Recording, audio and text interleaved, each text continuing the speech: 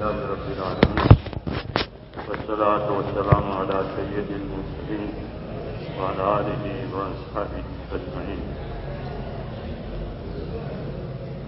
بزرگوں اور پیارے بھائیو،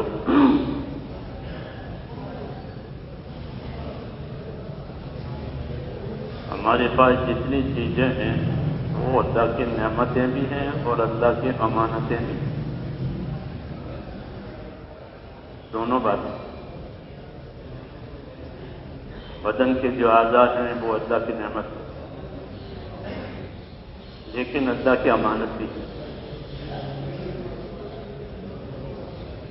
نعمت اس لیے دی ہے کہ اسے فائدہ اٹھاؤ، امانت اس لیے قرار دی ہے کہ اس سے حق ادا کرو.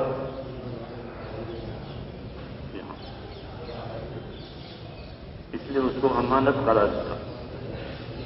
امانت کیوں قرار دیا؟ کہ امانت کیوں سونپی ہے؟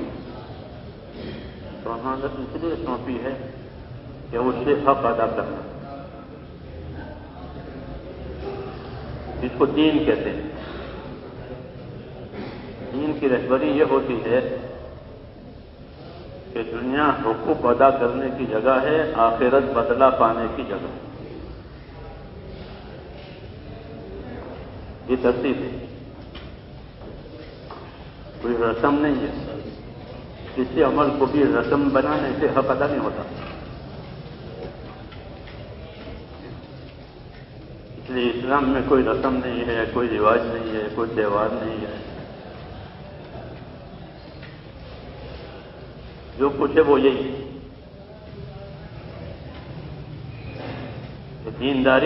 کہ دینداری کا مطلب یہ ہے کہ حقوق ادا ہو جائے. اس لیے دینداری پیدا کرنی ہے. دینداری پیدا نہیں ہوگی تو حق ادا نہیں. دینداری پیدا کرتے جیسے لوگ مالداری کرتے ہیں، مالداری کے لیے مال جمع کرتے ہیں، اور اس کے کیا مقصد ہے کہ دنیا میں عیش کریں. یہ بنیاد ہوتی ہے، دنیا میں عیش کریں. ہمارے دین میں مالداری عیش کے لیے نہیں، بلکہ مال کو اللہ نے حقوق ادا کرنے کے لیے پیدا کیا. وفی اموالہم حق للسائل والمحروم. اللہ نے اپنے نیک بندوں کا ذکر کیا ہے کہ ان کے مالوں میں حق مانتے ہیں. اپنے مال میں جو مانگنے آوے وہ بھی ہے، اور نہ مانگنے آوے اس کا بھی حق ہے.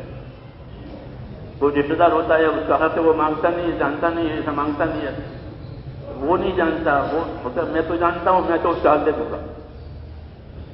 للسائل والمحروم. سائل بھی آوے تو بھی نہیں دی. وہ کوئی محروم میں نہیں مانگتا تو اس کو بھی دینا. کیوں کہ اس کا حق ہے. ایسے اللہ کا حق ہے. سب سے بڑا حق وہ اللہ کا، کیونکہ اللہ سب سے بڑے ہیں. تو ان کا حق بھی بڑا ہے، اور ان کے حق کی میعاد مدت معطل ہے. حقوق کی مدتیں ہوتی ہیں، کتنے مدت میں کرو، کتنے میعاد میں کرو. تو اللہ تعالیٰ نے اپنے حقوق کی میعاد اور مدت معطل کی. وَاعْبُدْ رَبَّكَ حَتَّىٰ يَأْتِيَكَ الْيَقِينُ. کہ اپنے پروردگار کی عبادت میں رہو یہاں تک کہ تم کو موت آئے.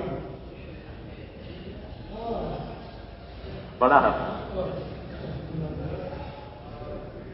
ہے اللہ تعالیٰ. اس لیے انسانوں کا وجود ہے. انسانوں کا وجود اسی وجہ سے کہ میں نے انسانوں کو، میں نے جناتوں کو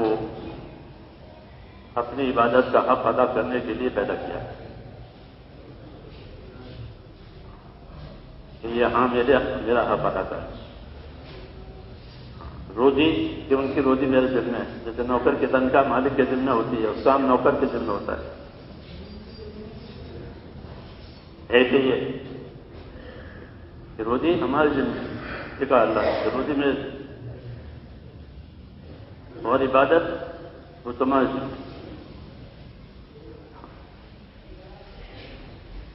تو یہ دنیا اسی لیے اللہ تعالیٰ نے بنائی ہے، حقوق ادا کرنے کی۔ حقوق ادا نہیں ہوں گے تو فساد ہوگا، فساد ہوگا، اور فساد کی وجہ سے زندگیاں تنگ ہو جائیں گی۔ جی ہاں، اللہ کو فساد زمین کا پسند نہیں، زمین میں فساد کیا جاتا ہے۔ زمین کو عبادت کے لیے بنائی ہے۔ ان ارضی واسعۃ فإیایا فاعبدون، میری زمین بہت کشادہ ہے، اس پر میری عبادت ہوتی ہے، میری عبادت ہوتی ہے۔ تو یہ فساد کے لیے بنی نہیں، تو کس لیے بنی ہے؟ یہ عبادت کے لیے بنی ہے۔ حضور نے فرمایا پوری زمین میری امت کے لیے مسجد ہے، جہاں چاہے نماز پڑھ لے، وضو نہیں ہے تو تیمم بھی اسی زمین پر کر لے، تو نماز پڑھ لے۔ طہارت کے لیے یہی ہے، عبادت کے لیے بھی یہی ہے۔ پوری زمین یہ عبادت کے لیے بنائی گئی، اس کے یہاں عبادت اللہ تعالیٰ کی ہو۔ میرے کہنے کا یہ مقصد ہے کہ زندگیاں جو ہے وہ حقوق کی ادائیگی کے لیے دی ہے، مال جو ہے وہ حقوق کی ادائیگی کے لیے دیا ہے۔ اس سے ہمارے پاس ہر چیز نعمت بھی ہے اور ہر چیز امانت بھی، ہر چیز، اولاد بھی امانت بھی ہے، اولاد نعمت بھی ہے۔ اولاد کا نعمت ہونا تو ظاہر ہے، جب چاہتے ہیں کہ اولاد ہو، جی ہاں، تو اس کا نعمت ہونا تو ظاہر ہے، لیکن یہ وہ اللہ کی امانت ہے۔ اللہ نے اس کو عبادت کے لیے پیدا کیا ہے، اولاد کو بھی، اس لیے وہ اللہ کی امانت ہے۔ یہ عبادت پر لگے، عبادت میں آ گئے۔ ایسے ہی مال بھی ہے، تو ہر صلاحیت حق پر لگے۔ یہی نبیوں کی دعوت ہوتی ہے، یہی نبیوں کی تعلیم ہوتی ہے۔ کوئی ایک بات کے لیے وہ نہیں آتے، بلکہ حضور صلی اللہ علیہ وسلم تو اپنا پورا دین لے کر آئے ہیں، اور آپ کی دعوت یہ ہے کہ ہر صلاحیت کو دین پر لگاؤ، ہر صلاحیت میں دین لاؤ۔ آنکھوں میں آنکھوں کا دین، کانوں میں کانوں کا دین، جی ہاں، مال میں مال کا دین، غریبی میں غریبی کا دین، بیماری میں بیماری کا دین، سفر میں سفر کا دین۔ ہاں، سفر بھی کرنے پڑتے ہیں زندگی میں، تو سفر میں سفر کا دین۔ حضر میں اپنی جگہ گھر پر ہیں تو گھر پر وہ دین روشنی کی طرح سے ہے جس کی ہر جگہ ضرورت پڑے گی۔ دین پانی کی طرح سے ہے تو وہ پانی کی ہر جگہ ضرورت پڑے گی۔ حیات کے لیے، حیات کے لیے پانی کی بھی ضرورت ہے، رہبری کے لیے روشنی کی ضرورت ہے۔ اللہ تعالیٰ نے دین کو دونوں پہلو دی، دین میں روشنی بھی ہے، دین میں حیات کا سبب بھی ہے۔ کہ اگر دین ہوگا تو زندگی پاکیزہ ہو جائے گی، دین ہوگا تو کہ زندگی پاک ہوگی، پاک زندگی ملے گی۔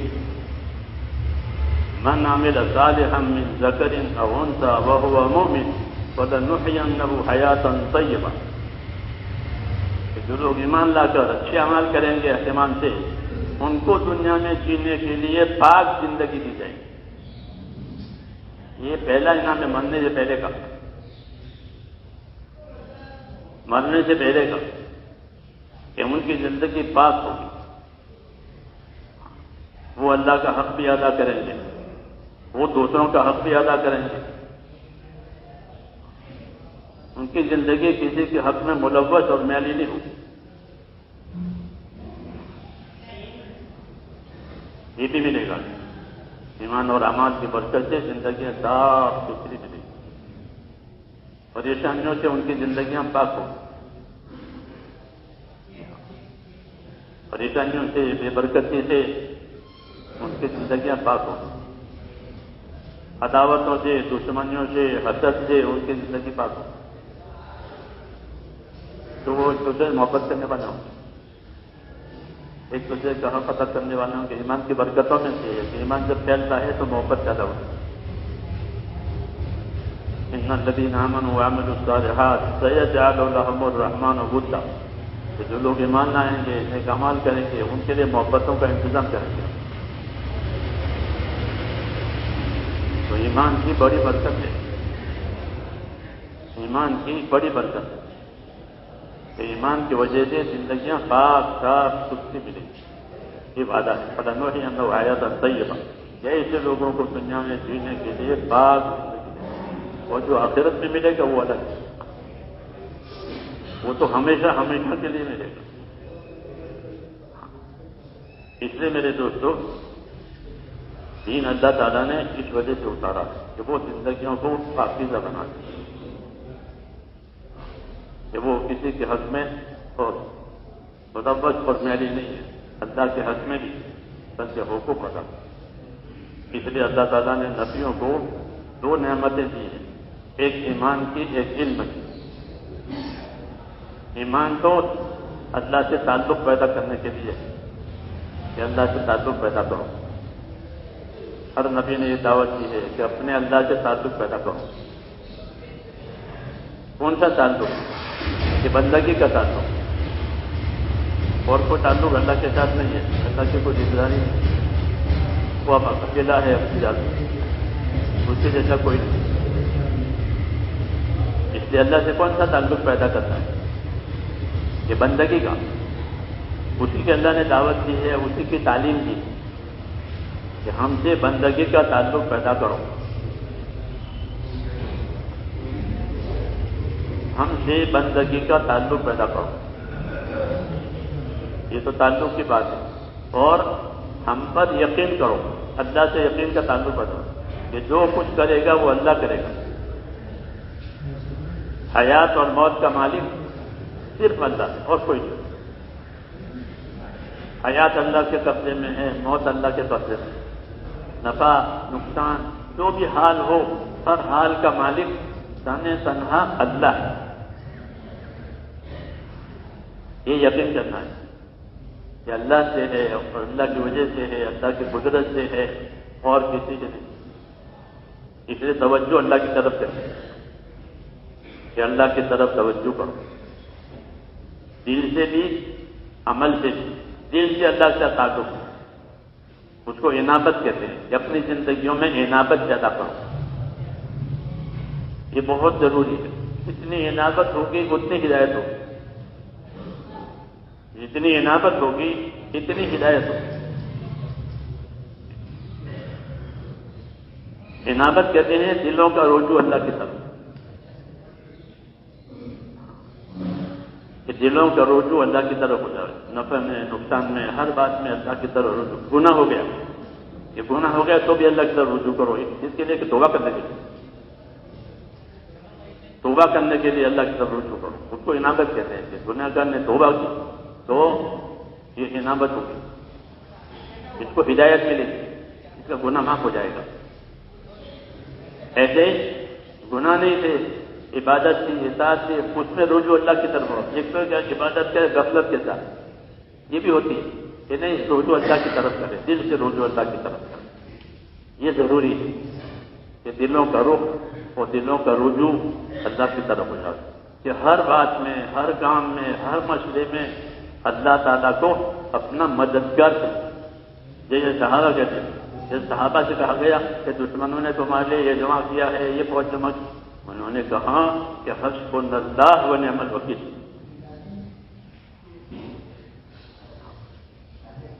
کیا کہا؟ حسبنا اللہ و نعم الوکیل، کہ ہمارا اللہ ہمارے لیے کافی ہے اور وہ ہمارا اچھا کام بنانے والا ہے، مجھ سے بہتر کام بنانے والے کچھ نہیں. یہ انہوں نے کہا پورے یقین کے ساتھ.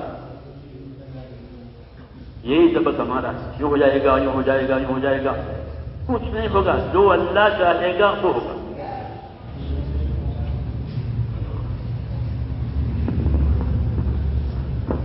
حسبنا اللہ و نعم الوکیل. اللہ ہمارے لیے کافی ہے. ہم اللہ پر ایمان لائے ہیں، ہم نے اللہ کو اللہ مانا ہے، تو بناوٹ نہیں ہے. لیکن دلوں کا رجوع اللہ کی طرف ہونا چاہیے. دلوں کا رجوع جب اعمال میں کثرت ہوگی تب ہوگی. یہ اعمال میں کثرت پیدا کرو. یہ نہیں کہ جو وقتی عمل ہے وہ کر لیا، 5 نمازیں پڑھ لی، یہ نہیں. دعوت کا مقصد تو عبادت ہے. دعوت کا کیا مقصد ہے؟ کہ دعوت تو عبادت کی دعوت ہے. یا قوم اعبدوا اللہ، ہر نبی کی آواز تھی، یا قوم اعبدوا اللہ، اے میری قوم اللہ کی عبادت کرو. پھر عبادت کے کیا طریقے ہیں، عبادت کتنی ہے، کب ہے، کیسی ہے، اس کے لیے اللہ نے علم اتارا. عبادت کی دعوت دی، عبادت کا حکم دیا، عبادت کا علم اتارا. علم و ذکر اس لیے نماز کے بعد ہے تمہاری تبلیغ میں. تبلیغ میں کیا کہتے ہو؟ علم و ذکر کس کے بعد؟ نماز کے بعد. کیونکہ نماز پڑھنے کے لیے نماز کا علم چاہیے. گاڑی چلانے کے لیے گاڑی کا علم چاہیے. تو پھر گاڑی چلائے گا، اناڑی ہے تو گاڑی خراب کرے گا. ایسے نماز کا علم نہیں ہے تو نماز خراب کرے گا. اس لیے علم رکھتا ہے کہ جو زندگی عبادت والی بنانی ہے وہ علم سے بنے گی، اور آخرت بھی علم سے بنے گی. جو جاہل ہے اس کی آخرت برباد ہوگی. تو وہ جاہل ہے، اس کو خبر ہی نہیں اللہ کا کیا حق ہے، میری ذات کا کیا حق ہے مجھ پر، وہ بھی خبر نہیں ہوتی. علم اللہ تعالیٰ نے اس لیے اتارا تھا تاکہ حقوق کی خبر لگے، کیا کیا حق ہے. اس لیے نماز، اور نماز کے بعد علم، تاکہ نماز صحیح ہو جائے، نماز کا حق ادا ہو جائے. ایسے جو زندگی کا حال آئے اس حال کا علم ہونا ضروری ہے. مالداری آئی تو مالداری کا علم ہونا ضروری ہے کہ مالداری میں کیا حق ہے، مالداری میں کیا حق ہے اللہ کی طرف سے. تندرستی آئی ہے کہ تندرستی میں کیا حق ہے اللہ کی طرف سے. کیوں کہ تندرستی نعمت ہے، مال نعمت ہے. نعمت اس لیے تھوڑی دی ہے کہ بھائی راحت لو، آرام لو، کہ نعمت تو حق ادا کرنے کے لیے دی ہے، اس لیے اس کو امانت بھی کہا ہے. تو یہ تبلیغ کا یہ مقصد ہے میرے بھائی، کہ دنیا کی زندگی ہماری حقوق سے باخبر ہو کر ادا ہو جائے. کوئی رسمی چیزیں نہیں، تو 4-5 کام وہ تو تربیت کے لیے ہے. جیسے ڈاکٹر پرہیزی کے لیے کچھ چیزیں بتا دیتے ہیں، وہ کوئی زندگی کے نبھاؤ کے لیے تھوڑی ہے. وہ چیزیں وہ تو پرہیزی ہے تاکہ علاج جلدی ہو جائے. ہاں، ورنہ اصل تو تندرستی ہے. اصل کیا ہے؟ علاج کا مقصد اصل تندرستی ہے. اس میں کچھ 5 چیزیں 10 چیزیں وہ بتاتے ہیں کہ گردوں کو آخر تک دینی پڑے گی. تندرستی کے لیے ہے. تو ایسے ہماری ساری کاوش کوشش ہماری دینداری کے لیے ہے. یہ سمجھو ہماری دینداری، کہ جو حال اللہ ہمارا بناوے اس حال میں ہم دیندار ہوں. یہ مقصد ہے دین کا. ادخلوا فی السلم کافہ، اللہ کے دین میں پورے داخل ہو جاؤ. ایک ٹانگ باہر، ایک ٹانگ اندر، ادھر. کپڑا پہنتے تو پورا پہنے نا، کہ ایک آسن میں ہاتھ ڈالا، دوسرے آسن میں ٹکرے پاگل کی طرح سے. ایسا ہے نہیں، پورا ایسے دین، کہ پورے دین میں داخل ہو جاؤ تاکہ دین کے لحاظ سے جو حقوق آتے ہیں وہ ہم سے ادا ہو جائیں. یہ مقصد ہے، یہ مقصد ہے. 4-5 کام وہ تو تمرین اور مشق کے لیے تھے، وہ اصل نہیں ہے. وہ تو مشق کے لیے تھے، اس کے وہ ابتدائی چیزیں وہ ضروری ہے. بچے کو فاتحہ پڑھا ہے نا، وہ 29 سوروں میں، وہ تو کوئی 29 سوروں تھوڑے ہوں گے، مگر وہ بنیادی چیزیں وہ ضروری ہے. بنیاد کے آگے اس کی تعمیر ہے. ایسے ہی میرے بھائیوں دین ہے. کہ اپنے اپنی زندگیوں میں دین لانا، جس وقت کا جو دین ہو اس کا ہمیں دھیان کہ اس وقت کا دین کیا ہے، اس وقت کا دین کیا ہے، اس وقت کا کیا طریقہ ہے۔ علم و ذکر یہ پھیلنے کی چیز ہے کہ علم و ذکر پھیلے، علم پھیلے گا تو جہالت دور ہو جائے گی، ذکر پھیلے گا تو غفلت دور ہو جائے گی۔ کیوں کہ ذکر غفلت کی توڑ ہے، اور علم جہالت کی توڑ ہے۔ علم جہالت کی توڑ ہے۔ غفلت اور جہالت یہ کفر کی صفت ہے۔ اس کی صفت ہے، کافر جاہل بھی ہوتا ہے، کافر قابل بھی ہوتا ہے، اپنے کفر میں مگن ہوتا ہے وہ۔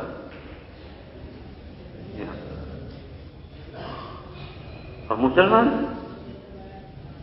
کہ مسلمان وہ اللہ کے حکم سے باخبر ہوتا ہے کہ میرے ساتھ اللہ کا یہ حکم، پھر اس حکم کا پابند ہوتا ہے۔ حکم کی پابندی کا نام ذکر ہے، عمل کی پابندی اسی کو ذکر کہتے ہیں، حکم کی پابندی اسی کو ذکر کہتے ہیں کہ اس وقت میں کیا حکم ہے، پھر اس پر کیا عمل ہے۔ یہ علم و ذکر کا مطلب ہے۔ خالی اس پر چرچا کرنا کافی نہیں ہے۔ تیسرا نمبر کہ تیسرے نمبر کو زندگی میں لائے گا کہ جہالت دور نہیں ہوگی۔ سمجھنا ہے نا؟ اور جب تک جہالت ہماری دور نہ ہو ہم کامیاب نہیں ہوں۔ ایک آدمی جاہل کے معنی بے خبر ہے، تو بے خبر آدمی کہاں جائے گا؟ کیوں جائے گا؟ خبر ہی نہیں کہ کو میں نے کیا تو میں تو بے خبر ہوں۔ بے خبر کے لیے کوئی راستہ نہیں ہوتا، اس کو راستہ پوچھنا پڑتا ہے۔ اس لیے حکم ہے کہ پوچھ کے چلو، اپنا دین پوچھو دینداروں سے،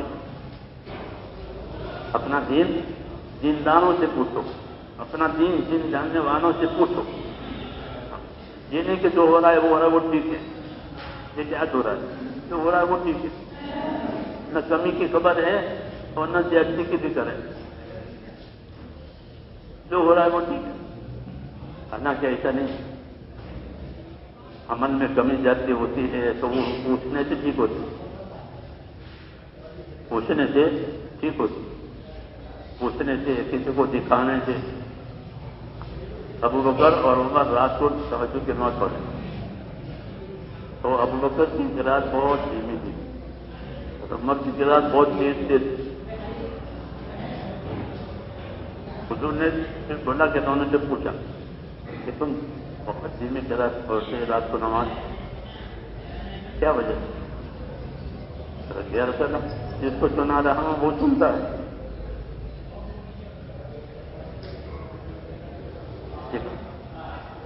جس کو سنا رہا ہوں وہ سنتا ہے۔ تم بہت زور میں تو پڑے تھے تو وہ سو رہے ہیں، ان کو جگانا چاہتا ہوں۔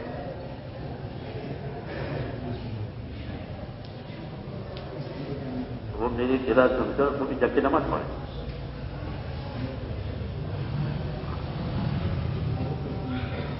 تو فرمایا ٹھیک ہے، لیکن ابو بکر تم ذرا تیز کرو، عمر تم ذرا دھیمی کرو۔ یہ علم و ذکر ہو،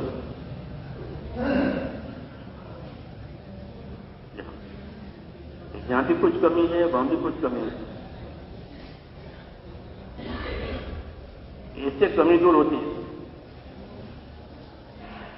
جیسے دنیا کے امور میں پوچھنے جاتے ہیں، ایسے کوئی نقصان نہ ہو جائے، کوئی کسی قاعدے میں پکڑ نہ آ جائے،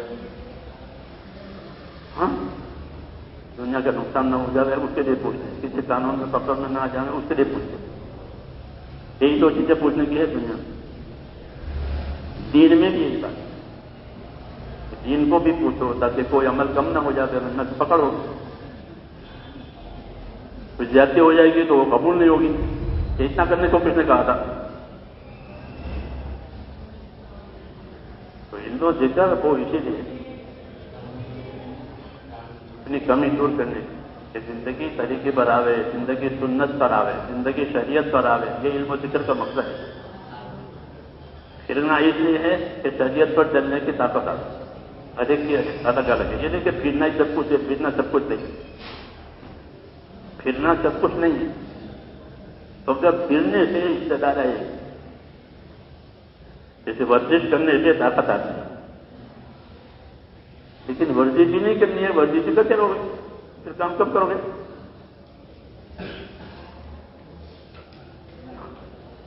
تو ورزش ضروری ہے. تو محنت بھی ضروری ہے اور عمل پر پابند ہونا بھی ضروری ہے. خالی محنت سے جہالت دور نہیں ہوگی، خالی محنت سے غفلت دور نہیں ہوگی. جیسے خالی ہل چلانے سے موسم آئے گی، خالی ہل چلانے، خالی چکی چلا کاٹا رہے گا. کیوں بھائی؟ کہ نہیں آواز آئے گی. خالی چکی چلانے سے آتا نہیں آتا، خالی ہل چلانے سے موسم اور فصل نہیں آتی. اس کے قاعدے ہیں، اس کے طریقے ہیں، اس کی ضروریات ہیں، وہ پوری کی جائے. اس کے لیے ہل چلنا ضروری ہے، لیکن اس کے دائیں بائیں سب چیزیں ہوتی ہیں. ایسے میرے دوستوں ہمارے پاس ہماری محنت بھی ہے، اس کے دائیں بائیں بھی بہت چیزیں ہیں،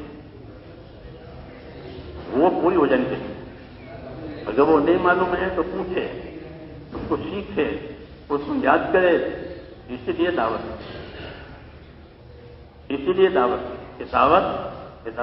یقین کی بھی ہے، دعوت عبادت کی بھی ہے، دعوت علم کی بھی ہے، دعوت ذکر کی بھی ہے، دعوت دوسروں کے ساتھ اچھا معاملہ کرنے کی بھی ہے، اخلاص کی بھی ہے. سب چیزوں کی دعوت ہے، سب چیزوں کی کہ اخلاص پیدا کرو کہ اللہ اور آخرت کی جو ہے کوئی چیز مقصود نہ ہو. نیت کی 3 درجے ہیں نا، اچھی نیت، بری نیت اور بغیر نیت، یہ 3 درجے. کوئی کام بغیر نیت کے کرتے ہیں. جوتے پہننے ہیں، عادت ہے جوتے پہننے. تو یہ جتنا 3 بنانا دنیا بنا ضرورت پوری ہو گئی. ضرورت تو جانور بھی پوری کر لیتا ہے. ہم کو حکم ہے کہ ضرورت پوری کرو اور 3 لے کر پوری کرو. اب جوتے پہننے کا 3 لو. یہ مثال دیتا ہوں. جوتا پہننے کا ہم کو 3 دیا ہے، جوتا اتارنے کا 3 دیا ہے. وہ علم و ذکر ہے. تو علم و ذکر جوتا پہننے میں بھی آئے گا، کیونکہ علم تو روشنی ہے، روشنی کی ہر جگہ ضرورت ہے. روشنی کی سب ضرورت نہیں ہے، جب سونا ہو تب، جب غافل ہو جب سو جاؤ، روشنی بند کرو. ورنہ روشنی کی زندگی کی ہر چیزوں کی آپ کو ضرورت نہیں ہے. لیکن کوئی بھی ضرورت ہوگی تو روشنی چاہیے. ایسی زندگی کے ہر کام میں ہمیں علم کی روشنی میں رہنا چاہیے. پوچھے عالموں سے اپنی زندگی کو علم پر لانا. مولانا یوسف صاحب فرماتے تھے اپنی کمائیوں کو علم پر لاؤ. کمائیوں کا کیا علم دیا؟ جیسے عبادت کا علم دیا، عبادت کا علم دیا نہیں، عبادت کے فضائل، عبادت کے مسائل. ایسے کمائیوں کے فضائل، کمائیوں کے مسائل، یہ مطلب ہے دعوت. لیکن چونکہ یہ انفرادی زندگی سے تعلق رکھتا ہے، اس لیے اس کا کوئی اجتماعی پروگرام نہیں. انفرادی ہر آدمی اپنی اپنی زندگی کو دینی بنا دے اور وہ اس محنت سے اس کو آسان ہو جائے گی. اگر یہ محنت میں چلے گا تو اپنی زندگی دینی بنانا آسان ہو جائے گا. اللہ محنت پر ہدایت دیتے ہیں، محنت پر صلاحیت بناتے ہیں. محنت اس لیے ضروری ہے کہ اس سے صلاحیت پیدا ہوگی. محنت نہیں ہے تو صلاحیت برباد ہوگی. محنت میں نہیں ہوگا تو صلاحیت برباد ہوگی. مالی، جانی، سمجھ بوجھ کی بہت صلاحیت ہے، لیکن محنت میں نہیں ہے تو وہ دوسری جگہ وہ لگ جائے گی. اور صلاحیت امانت ہے، صلاحیت امانت ہے. صلاحیت کو کہاں لگانا ہے کہ حق پر لگانا ہے. دین ہمارا حق ہے، کوئی باطل دین نہیں ہمارے پاس. ہمارا دین حق ہے. اللہم انت الحق، وبعدو کا حق، ولقاؤ کا حق، وقولك حق والجنة حق والنار حق والنبیون حق محمد رسول اللہ حق والساعة حق. یہ ساری چیزیں ہماری حق ہے. حضور صلی اللہ علیہ وسلم اٹھ کر کے پڑھتے ہیں. اٹھتے تھے تو اللہم انت الحق، کہ اللہ تو معبود ہے برحق اور کوئی معبود نہیں. تو وعدوں کا حق، اور جو وعدے تو نے کیے ہم سے کہ وہ وعدے پکے حق. ولقاؤ کا حق، اور ایک دن تجھ سے ملنا ہے، تیرے یہاں حاضر ہونا ہے، کہ وہ بھی حق ہے. کوئی بھاگے گا نہیں. فرار ہو جاتے ہیں لوگ دنیا میں، تو یہاں کوئی بھاگے گا نہیں سکتا. کہاں جائے گا؟ لقاؤ کا حق، کہ تیری ملاقات کہ وہ حق ہے. پھر ملاقات والے دو قسم کے ہوں گے. ایک وہ لوگ ہوں گے جو اللہ کو ناراض کر کے ملیں گے، اور ایک وہ لوگ ہیں جو اللہ کو راضی کر کے ملیں گے. یہ دونوں ملتے ہیں. جیسے حکومت کے مہمان بھی ہوتے ہیں، حکومت کے گنہگار بھی ہوتے ہیں. دونوں کو لے جاتے ہیں حکومت والے. کوئی مہمان پرچے سے آیا، کوئی کہیں کا وزیر آیا تو اس کو بھی لے جائیں گے، اور کوئی گنہگار ہوا تو اس کو بھی لے جائیں گے. یہ کون ہے کہ یہ گنہگار ہے، یہ کون ہے کہ حکومت کا مہمان ہے. ایسے ہی لوگ قیامت میں اللہ کے مہمان بھی ہوں گے اور اللہ کے گنہگار بھی ہوں گے. جی ہاں، دونوں دایاں بایاں والے. یہ بایاں والے ہیں ناراض کرنے والے ہیں، اور یہ دائیں والے ہیں کہ ہماری معافرت والے ہیں. تو میں نے کہا حضور صلی اللہ علیہ وسلم نے یہ ساری باتیں ہم کو یہ سب باتیں حق ہیں، اس میں کوئی شک نہیں. اس کا دھیان ہونا چاہیے کہ اللہ سے ملنا ہے اور وہ حق ہے. ہر آدمی اپنے اللہ سے ملے، کوئی بھاگ نہیں سکتا. اب دیکھیں کس حال میں ملتا ہے اللہ تعالیٰ، اس لیے اپنے حالت پر نظر رکھیں. کیا کرے؟ اپنے حال پر نظر رکھیں کہ میں کس حال میں ملنے والا ہوں. وَلْتَنْظُرْ نَفْسٌ مَّا قَدَّمَتْ لِغَدٍ. ہر آدمی سوچے میں نے آنے والی کل کے لیے کیا تیاری. وہ تیاری اللہ کی ملاقات کی. تو وہ بغیر دین کے حاصل نہیں ہوگی. اس لیے دین تو زندگی کا اصلی کام اور آخری کام. سب سے آخر میں فرشتہ پوچھا کر قبر میں کہ اپنا دین بتاؤ. زندگی پوری ہو گئی کہ ہاں جب دین بتاؤ. زندگی کے ختم پر دین کا سوال ہوتا ہے. زندگی جو شروع ہوتے ہی کانوں میں اذان دے کر بات کہی جاتی ہے کہ تم اس لیے آئے ہو. تو یہ پروگرام ہے ہماری زندگی. اس لیے اپنی زندگی کو امانت سمجھیں کہ ہماری زندگی امانت ہے، اور یہ حقوق ادا کرنے کے لیے دی گئی، اور حقوق کا جاننا یہ ضروری ہے. بننا تو رسم بنے گی، رواج بنے گی، روٹین. اس سے نجات نہیں ہوتی. اپنا دین سیکھنا، اپنا دین پوچھنا، اپنے دین کا اپنے آپ کو پابند کرنا، اور دنیا میں دین کے لیے راستہ بنے، اس کی محنت کرنا. ہماری محنت سے راستہ بنے گا. دین تو دیا ہوا ہے اللہ نے، اس کا راستہ نہیں ہے، بند ہو گئے راستہ. اس کے راستے جیسے ہوتے ہیں بس بتا کاروباری لوگ اپنی دکانوں اتنے آگے بڑھتے راستہ تک ہو جاتا ہے، پھر وہ توڑتے ہیں دکان. کیوں؟ دباؤ ہے. ایسے ہو گئی ہماری زندگی کہ دین کے لیے جو راستے تھے وہ ہم نے بند کر دیے. اب دین پر چلنا مشکل ہو گیا. ہاں، راستے دبایا. اس لیے میرے بھائیوں اگر محنت ہماری ہوئی تو راستے کھل جائیں. اس محنت کو اسی نیت سے کرنا ہے کہ اس کے ذریعے سے اللہ تک پہنچنے کے ہمارے راستے کھل جائیں. رسم نہیں بنانا ہے اس کو. ایک رسم ہے، ہم پھریں گے، پھرائیں گے، لوگوں کو چلائیں گے، دین کو سیکھیں گے، سکھائیں گے، تاکہ زندگی حقوق ادا کرنے والی بنے. زندگی سنت شریعت پر آ گئی.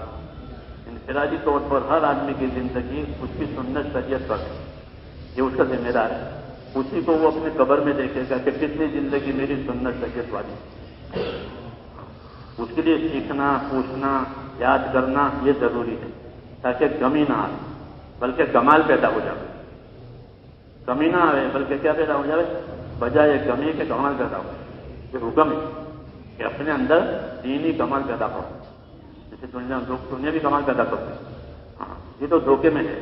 جو دنیا بھی کمال پیدا کریں گے وہ دھوکے میں کہ وہ آخرت سے غافل ہو کر دنیا کا کمال پیدا کرتے ہیں. وہ کچھ کام نہیں آئے گا. آخرت نہیں ہوئی. ہم کو اللہ نے ایک نعمت دی, اس لیے اسے فائدہ اٹھانا ہے اور اپنے زندگی میں یہ کمال پیدا کرنا ہے تاکہ ہماری زندگی رسول صلی اللہ علیہ وسلم والی ترتیب پر آ جائے, رسول کے طریقوں پر آ جائے. اس کی دعوت, اس کی محنت, اس کا سیکھنا سکھانا, یہ ہماری زندگی کا اصلی کام ہے.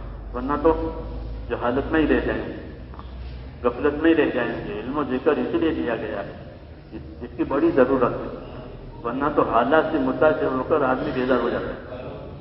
کوئی بیدار ہونے کی ضرورت نہیں ہے, کوئی نا امید ہونے کی ضرورت نہیں ہے, کوئی گھبرانے کی ضرورت نہیں ہے. وہ ہوگا جو اللہ نے لکھا ہے. یہ حضور صلی اللہ علیہ وسلم سے اللہ نے کہا کہ کل نہیں ہوتی بنا اللہ کا تب اللہ. اے نبی کہو ان لوگوں سے کہ وہ ہوگا جو اللہ نے لکھا ہے. اور کیا ہوگا؟ اس کے خلاف نہیں ہوگا. جب اللہ وہ ہوگا جو ہمارے اللہ نے لکھا ہے اور ہم اللہ کی طرف متوجہ ہیں. جب اللہ کی طرف متوجہ ہیں تو اللہ تعالیٰ کی مدد بھی آئے گی. جی ہاں, کہ اللہ تعالیٰ اپنے آدمیوں کو, اپنے کام کرنے والوں کو برباد نہیں کرتا. جی ہاں, ان کے عملوں کو بھی برباد نہیں کرتا. جی ہاں, ان کی محنتوں کو بھی برباد نہیں کرتا. امید دلائی کہ تمہاری چیزیں برباد نہیں ہونے چاہیے. ہاں, اپنی بات کو, اپنے کام کو استقامت اور اخلاص کے ساتھ صحیح کرنا ہے. اور آخری بات کہ دعاؤں کا اہتمام کرنا ہے. وہ بھی ہمارے اندر بہت کم ہے, وہ بھی بہت کم ہے.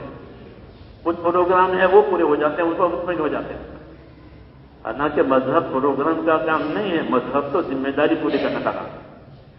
مذہب تو حقوق ادا کرنے کا نام ہے, پروگرام کا نہیں. پروگرام تو رسم ہوتے ہیں, ہر پارٹی کے پروگرام ہوتے ہیں, ہر پارٹی کے, ہر تحریک کے پروگرام ہوتے ہیں. ہمارا ایسا نہیں ہے. ہمارے ہیں کچھ ہمارے پروگرام, لیکن اصل یہ ہے ہمارے اندر یہ چیزیں پیدا ہو جائیں اور اللہ کی طرف کا ہمارا رجوع بڑھ جائے. اس میں سے ایک چیز یہ بھی ہے دعاؤں کی کثرت ہو, ذکر کی کثرت ہو. جب ذکر کی کثرت ہوگی تو ہی دعا میں جان پڑے گی, اور دعا میں جی بھی لگے گا. ذکر کی پابندی نہیں ہے تو دعا میں جی بھی لگے گا. وہ دعا اس زمانے میں اور اس ماحول میں, ان حالات میں دعا بہت ضروری ہے. مسلمان اپنی دعاؤں سے اپنے مسائل حل کرا ہے. ہمارا تو اللہ مددگار ہے. کون مددگار ہے؟ اللہ مددگار ہے. کوئی گھبرانے کی بات نہیں. اپنا تعلق و سیدھا اللہ سے صحیح ہو. اس لیے دعاؤں کا کہ خوب اہتمام سے تنہائیوں میں دعائیں مانگے اللہ تعالیٰ سے توبہ استغفار کے ساتھ, کہ دعا مومن کا ہتھیار ہے. ہاں, وقتی ضرورتوں یا وقتی چیزوں کے پیچھے پڑنا نہیں, بلکہ اپنے اندر یہ طاقت پیدا کرنی ہے کہ ہمارا اللہ سے تعلق ہے, اور وہ تعلق اسی لیے ہے کہ پھر یہ دعا مانگیں گے تو اللہ اپنے تعلق کی وجہ سے اس کی مدد کرے گا. ہاں, غیر کو اللہ کا تعلق نہیں ہے, وہ اپنی دنیا لے کے بیٹھے ہیں. ہمیں اللہ سے, ہم کو اللہ نے تعلق دیا, اس سے فائدہ اٹھانا. اس کی دو صورتیں ہیں کہ اپنے اندر استقامت پیدا کرنا اور پھر اللہ تعالیٰ سے دعائیں مانگنا.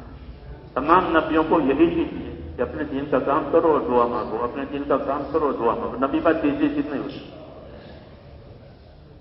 اسی سے ان کا بیڑا پار ہو جاتا ہے دیر سویر, اور وہی رہے گا. ہمیں بھی یہ پیدا کرنا ہے, کریں گے انشاءاللہ. دعاؤں کا, ذکر کا خوب اہتمام کریں.